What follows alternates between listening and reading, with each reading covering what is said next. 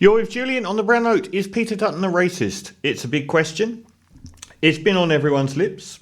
He isn't very happy. And to note, there's never an occasion where any racist agrees, one, that they are a racist, or that racism exists, except it does, but towards them, which has been a truism. I think I've even put a piece online about that.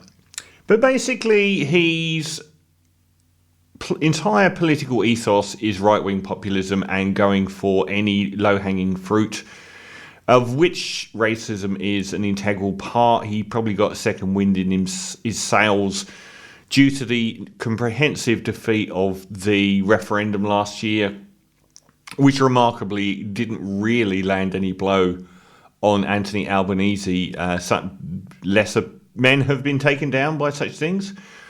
But the backgrounding of Dutton's entire political career has been steeped in this kind of post-John Howard white Australia identity politics. And Zali Steggall from the Northern Beaches, our Teal representative on the political scene, did herself an enormous credit by standing up to this buffoon, someone who I've got no respect for at all, and have said that has got no chance of being elected either.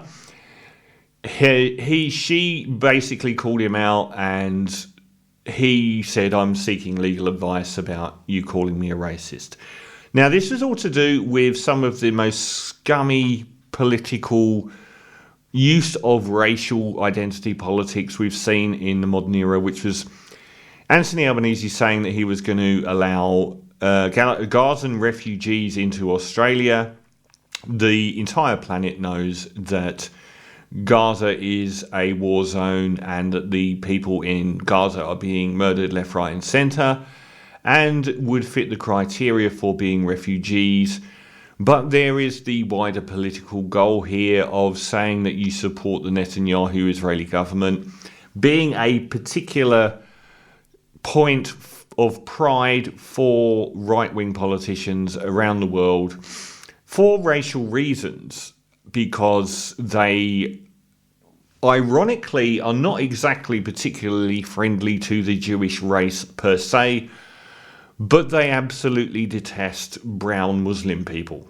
So the fact that Netanyahu's government comes across a little bit against brown-skinned Muslim people has been something to celebrate in right-wing circles, whether you're on the Trump side of the fence, whether you're the Tories in the UK, or whether you're the right wing here. And it has had a massive impact on the Labour Party in Australia, because the natural constituents of the Labour Party are both white people that abhor what's going on in Gaza, and also the non-white population of Australia that has ties to the Middle East and are either Muslim or just have ties to the region, which has put a number of Labour seats in jeopardy due to their obsequience, toady-like, to the Netanyahu regime, and the fact that they're not calling out Netanyahu for genocide and war crimes.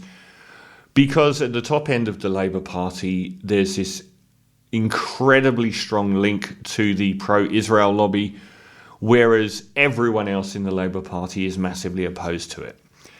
And that goes, you can look at what happened with Julia Gillard years ago, where she was basically outvoted by her entire party for being pro-Israel.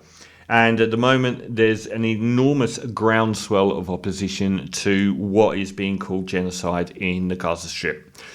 Now, he found very useful, easy, low-hanging fruit in saying, don't let those Muslim terrorists into our country, but the initial thing of blocking anyone from Gaza from coming here looked like a kind of racial purity, a return to the white Australia policy, and so on.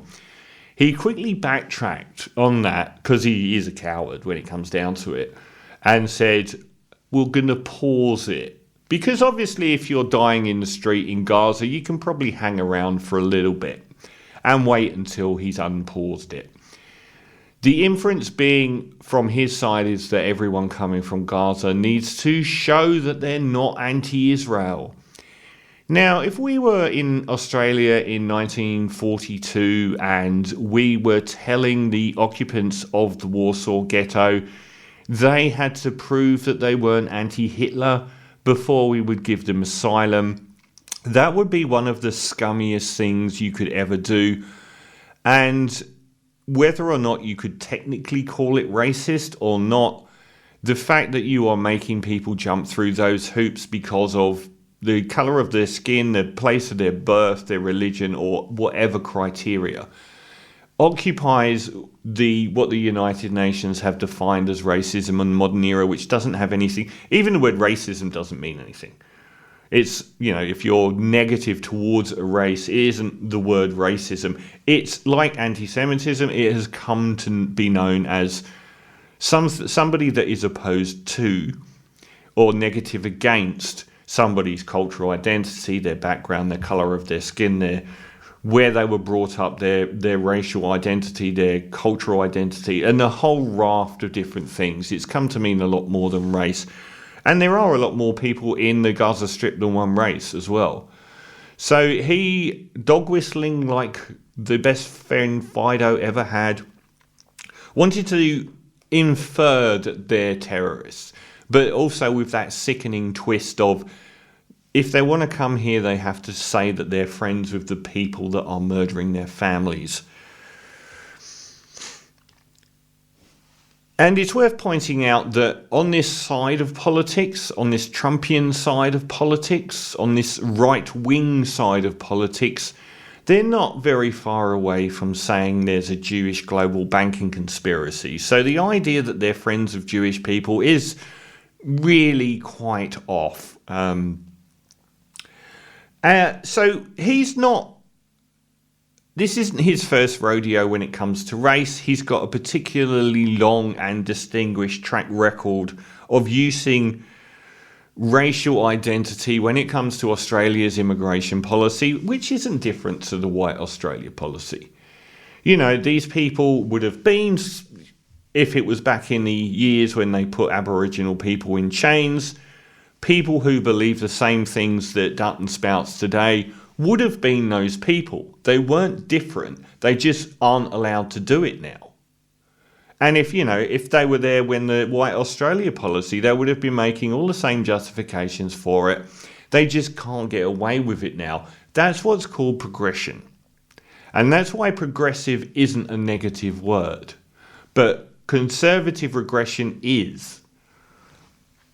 Now, he hasn't only got form when it comes to refugees from Muslim countries, particularly those with brown skin, should be feared. His immediate flip when it came to what was one of the core celebs recently, probably about 4 years ago, was about white South African farmers being massacred in South Africa by blacks. Now, it didn't take more than a few seconds on Google to find out the facts about murder in South Africa. I think there was something like 76 farmers were killed or something like that in a year where there was something like, and my memory's not that great, but it was something like 16,000 murders, the majority of whom were blacks. And the fact is that those 76 farmers weren't all white either. There were people working on the farms who weren't white. But he leapt straight into the fray and said we should just admit all of these people without any checks. Now, I have to regard that as saying that one racial group, one colour group, one ethnicity is in fact to be trusted and another isn't. You can't say to one group of refugees, we don't really trust you because of your skin colour or religion or your place of birth, and others we're going to give a free pass to. Part of the hypocrisy of Dutton's position is saying, that we need to vet all these people when he was very happy not to vet white South Africans. He is also famed on the world stage for laughing at Pacific Islanders when he was having a good chuckle about them all being up to their knees in water due to climate change, the African gangs in Melbourne making it unsafe to go out at night, which drew absolute derision from the people of Melbourne. Not the few people from Sydney that travel there to protest against Dan Andrews, but actually the people that live there. He had, they say there's that saying, trust someone when they show you who they are. There's no reason not to believe these things about Dutton when he has consistently done them over and over. And all of them are straight out of the right-wing populist playbook, but in Australia they have particular political resonance because they go back to the Children Overboard affair, which was a defining breakwater in Australian history, where little Johnny Howard was about 3 weeks away from losing an election to Kim Beazley and pulled the biggest racial dog whistle of all time by saying that brown-skinned immigrants aboard, I think it was a Norwegian ship, was throwing their own children into the water to try and gain asylum in Australia, and he won the election. It was later proven to be a lie. It was later proven to be a complete fabrication that they were doing this. But he won an election on that, and that was kind of the start of modern Australia, where the gold had rubbed off the lucky country and it became riven with racism and anti-climate change action, and basically being an all-round opposite to what we had presented to the world stage, which was a very environmental and welcoming country. The John Howard era, like the Thatcher era, like the Reagan era, has defined Australia in an appalling way, unfortunately. Dutton's got nothing at all positive to offer the universe. There's nothing that he has said since he's been opposition leader which isn't to oppose, and that's been, that's all that Trump is going to offer in the next few months on his way to a loss against Kamala Harris. He's just going to offer negativity about the country and about the people in power. I've personally enjoyed not having Scott Morrison embarrass us on a global stage every week, not bouncing from one misogyny scandal to another, and having a very quiet government. Was it Scott Morrison that said that he was going to take politics off the front page? Amazing that he was on the front page more than any modern Prime Minister. So Dutton is no doubt making some political headway with this at the moment, because it's a no-lose for him to say all of this. Obviously, those people aren't going to vote for him anyway in the western suburbs if they're Muslim heritage or Middle Eastern heritage, so he probably just thinks, what the hell, I'm just going to do it. But he's not a very savvy political operator, and I think all these things are going to add up against him.